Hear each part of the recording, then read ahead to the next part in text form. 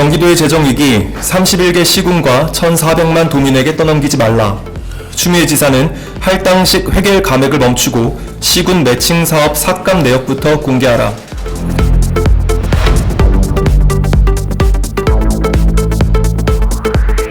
지금 경기도가 밀어붙이는 감액 추경이 몇몇 시군만의 문제가 아니라 31개 시군 전부와 1,400만 도민의 일상을 흔드는 문제이기 때문이다. 추미애 지사는 지난 8월 5일 경기도 재정 비상 상황을 선언했다. 도의 재정 형편을 도민 앞에 있는 그대로 밝히는 일 자체를 우리는 반대하지 않는다. 어려우면 어렵다고 말해야 한다. 문제는 그 다음이다. 위기를 선언한 도가 내놓은 해법은 도가 감당해야 할 부담을 31개 시군과 도민에게 그대로 내려보내는 것이었다. 도의 곳간을 채우기 위해 시군의 곳간을 여는 방식으로는 어떤 위기도 해결되지 않는다.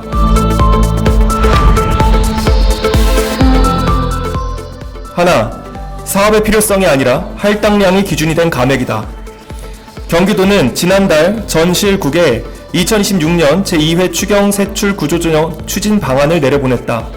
감액 규모 7,733억 원, 2013년 재정위기 이후 13년 만에 감액 추경이다.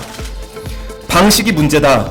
실국별로 감액 목표를 미리 배정했고 저성과, 중복, 집행부진으로 분류된 사업은 최대 80%까지 깎도록 했다. 목표를 채운 실국에는 내년도 신규 사업 심사 우선권을 주겠다는 인센티브까지 붙였다. 많이 깎을수록 유리한 구조다. 이것은 구조조정이 아니라 할당 채우기다. 사업 하나하나의 필요성과 효과를 따지는 것이 아니라 부서별로 숫자를 먼저 정해놓고 그 숫자를 채우라고 지시한 것이기 때문이다.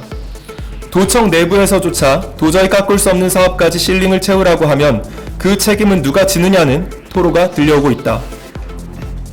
행사성, 낭비성, 휘발성 예산을 걷어내겠다라는 명분과 함께 실제 감액 배분표도 맞지 않는다. 감액 규모가 가장 큰 곳은 교통국이고 복지국, 문화체육관광국, 농수산생명과학국이 그 뒤를 잇는다. 도민의 출퇴근, 어르신 돌봄, 농민의 생계가 걸린 분야다. 낭비를 걷어낸다더니 칼끝은 도민의 일상을 향하고 있다. 더구나 도는 도의회 추경을 논의하기도 전에 일선 부서의 사업 중단과 감액을 먼저 지시했다. 이미 도의회가 심의 의결한 예산이다. 절차를 뒤집는 순간 그것은 재정개혁이 아니라 의회의 예산 심의 의결권을 건너뛴 일방행정이 된다.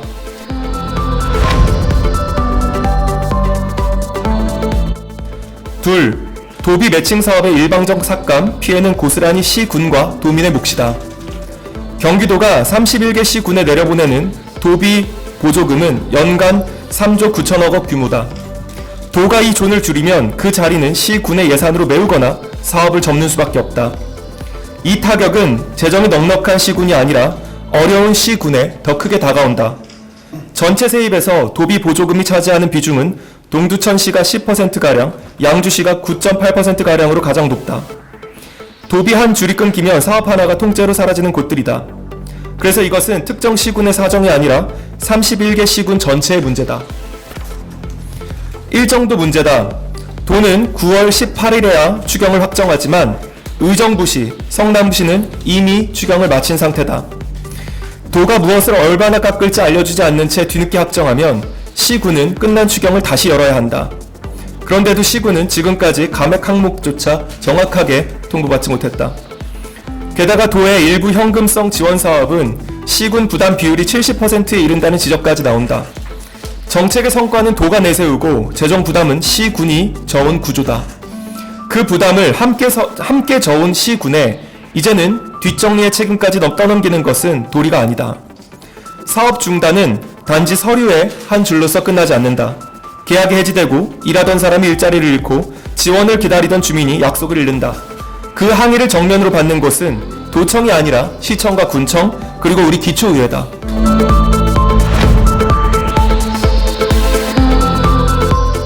셋, 법인지방소득세 공동세 완화, 지금은 그 순서가 아니다. 경기도는 시군이 걷는 법인지방소득세의 절반을 도세로 돌린 뒤 일부를 조정교부금 형태로 재배분하는 공동세 완화를 검토했다. 지역 간 세수 격차를 어떻게 볼 것인지는 충분한 논의를 할 수 있는 주체다. 다만 지금의 방식과 순서에는 동의하기 어렵다. 도의 부족한 재원을 메우는 수단으로 기초지방정부의 자체 재원을 옮겨오는 것은 그동안 국가적으로 확대해온 지방분권과 재정자율성의 방향에 역행하는 일이다.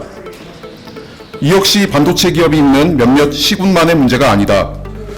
기초지방정부의 자체 재원을 광역이 필요할 때 가져올 수 있다는 선례가 만들어지면 그 다음 순서는 21개 시군 어디든 될 수 있다.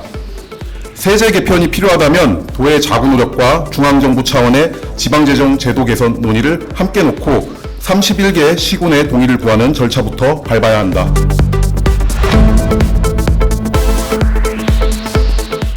넷, 원인 규명과 자구책이 먼저다. 경기도가 2038년까지 갚아야 할 채무와 기금 차입금은 7조 415억 원으로 집계된다. 이 가운데 지방채가 1조 9,117억 원, 지역개발기금, 통합재정안정화기금 등 내부기금에서 끌어다 쓴 차입금이 5조 1,298억 원이다. 하루아침에 생긴 숫자가 아니다. 민선 7기와 민선 8기를 거치며 기금을 일반회계로 당겨 쓰고 지방채를 발행해온 결과다. 재정위기를 선언했다면 순서가 있다. 무엇이 오늘의 부담을 키웠는지 도민 앞에 투명하게 밝히고 도 스스로의 세출 구조조정과 세입 확충 방안을 먼저 내놓는 것이다. 그 순서를 건너뛴 채 시군과 도민에게 먼저 청구서를 내미는 것은 책임 있는 자세가 아니다.